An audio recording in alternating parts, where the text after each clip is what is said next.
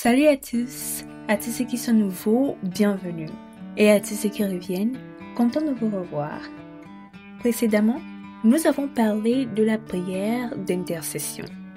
Nous avons vu ce que cela signifie, à quel point elle est puissante, mais aussi les raisons pour lesquelles, en tant que chrétiens, nous devons toujours porter les fardeaux de nos frères et sœurs dans nos prières devant Dieu. Aujourd'hui, nous allons découvrir un type de sacrifice suivant, légèrement différent, mais tout aussi important dans l'adoration du chrétien. Et ce sacrifice vivant, c'est la prière de supplication. Alors, sans plus attendre, commençons.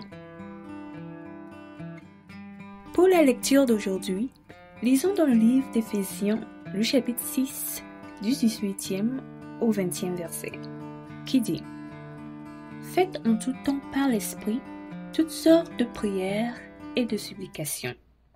Veuillez à cela avec une entière persévérance et priez pour tous les saints.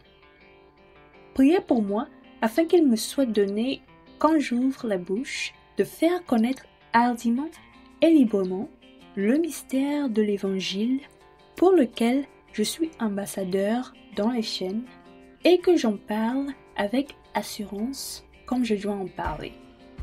Amen. Dans ces versets, l'apôtre Paul demande aux Éphésiens des prières, mais pas n'importe lesquelles. Il demande des prières de supplication en sa faveur afin qu'il puisse poursuivre son travail d'apôtre et répandre l'évangile du Christ. Vous vous posez peut-être les questions suivantes. Premièrement, en quoi une prière de supplication est-elle différente d'une prière d'intercession?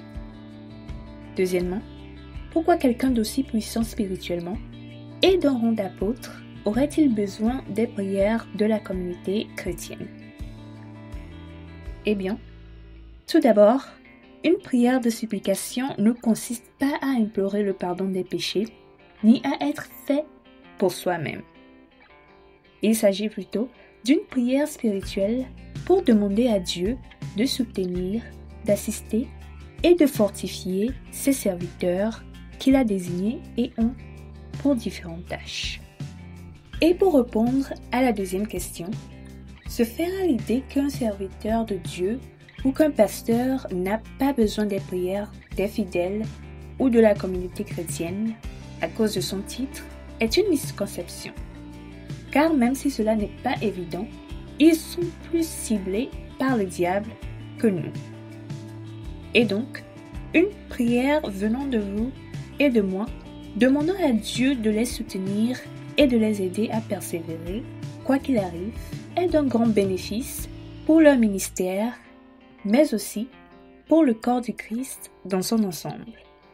Et pour souligner cela, l'apôtre Paul ne manque pas de mentionner dans les versets 19 et 20 les bienfaits qu'apporte la prière de supplication. À savoir, premièrement, le fait qu'elle amène Dieu à donner plus de confiance à son nom pour dire en vérité la parole de Dieu telle qu'elle est à tout le monde, selon que Dieu le lui a ordonné, sans crainte ni doute, mais surtout sans rien ajouter ni retrancher. Car c'est seulement à travers la pure et vraie parole de Dieu que ceux qui sont accablés par la confusion et les ténèbres seront illuminés. Et deuxièmement, le fait qu'elle apporte réconfort et assurance aux serviteurs de Dieu pour persévérer quelles que soient les circonstances et pour continuer à œuvrer pour le Seigneur.